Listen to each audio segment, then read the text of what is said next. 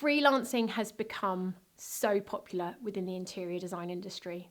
It allows you to have freedom to be able to take jobs as and when you want, and often it can be quite rewarding financially. However, there are a few things to think about when you start freelancing. Firstly, the market is competitive, so you do need to make sure you're fully ready to go. But also, you may find that you might have to wait for your first freelance job. When a company looks for freelancers, the first thing they do is they go out to their regulars. That means until you start getting your foot in the door, you might have to wait a few weeks until you're booked. It might even be a month or two. That way, get your finances in order. You don't want to be in a situation where you're desperate for work because you've decided to freelance and you haven't got any money coming in. When you're going in for a freelance role, the reason why that company needs freelancers is because they've bottlenecked at a particular part of the project. It might be a case that they've got lots of work in and they've had some extra projects come in which they need someone to help out on the pitches for. It might be a case they're now at a stage where they've got lots of technical drawings in, so they need to bring someone in to alleviate that pressure on the technical drawings.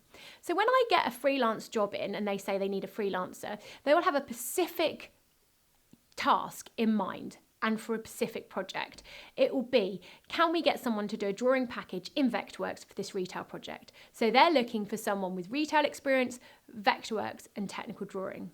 Rarely will they ask me for a junior. It's usually for middleweight and senior, but they may offer you a freelance contract directly.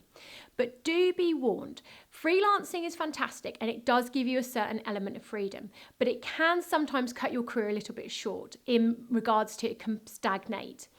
You tend to find with freelancing in companies, they don't give you as much responsibility as they would a permanent employee. They perhaps won't let you go to presentations. They probably won't let you see a project through from concept through to completion because they'll have a permanent member of staff. They want that permanent member of staff to really represent them long term with those clients. So when you're thinking about freelancing, it can be a good stopgap in between jobs as a junior interior designer, but it can mean that you might want to keep looking for a permanent job just to really get those projects under your belt and in your portfolio. Because with regards to projects, if you're only working on a certain part of a project, your portfolio isn't getting expanded. When people think about freelancing, they also think about setting up their own business as well, which is fantastic. I did it myself. I absolutely love running my own business. But my goodness, am I pleased I earned some money and making mistakes in a permanent job first. When you run your own business, a lot of it is to do with getting business in and also trying to get payment as well and finding new clients whilst you're dealing with existing clients. That interprets in the design industry that actually you'll probably find that actually the percentage of designing you do is quite slim at the beginning. So if you are thinking about setting up your own business, that's fantastic. But just remember that actually it might be good to just really develop those core skills in a design studio, make your mistakes while someone else is paying for you, and develop that portfolio before you go out on your own. That's not to say you shouldn't, but it does mean that when you do go out on your own, you're going to be a little bit more secure with all these skills that you can bring to the table, and also a bigger network of people that you can contact. With freelancing, there will be periods of time where it will go quite quiet. And this is where it's so important throughout freelancing, when you're busy as well, that you are networking. You want to be attending events. You want to be seen, out of sight, out of mind. You want to have a business card ready at any point. So when you go to an event, you can hand out your business card and they can contact you. You don't want to be relying on someone logging your details on your phone and it just goes into the abyss of all their other contacts. So make sure you have business cards available. You never know when you're going to be in your regular coffee shop and you say, actually, if you want a refurbishment, you could contact me. So make sure you have a business card ready. Keep networking. Make sure you allow time at least once a week to go on LinkedIn and be active. Connect with new people, comment on other work, and make sure that people know that you're available as well or coming available for projects. So if you're freelancing, ensure that is a big part of your week in developing your network and making sure you're seen, because when you're quiet, there's no point doing it then. It's really important to do it continuously. As companies recruit freelancers because there's a particular stage of work that they need doing, it's really advisable to have a number of portfolios ready.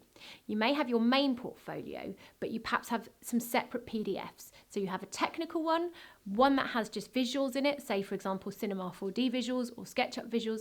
So when you see a freelance job, you send your main portfolio, but then you top it up with a technical PDF if they're looking for someone technical. That means you're just sort of giving them that extra confidence of what you can do.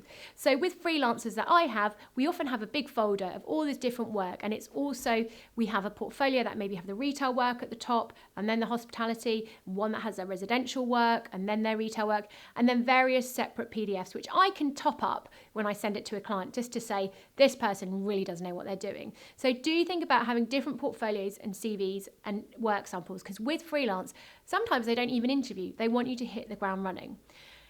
Also with freelance, nowadays, they will want you to have your own computer, and software-wise, often they will request this software. Since the pandemic, software companies have adjusted. You no longer need to pay for a whole yearly subscription. You can do it on a monthly basis, which means if you are quiet for a month, you may not need to pay for that software.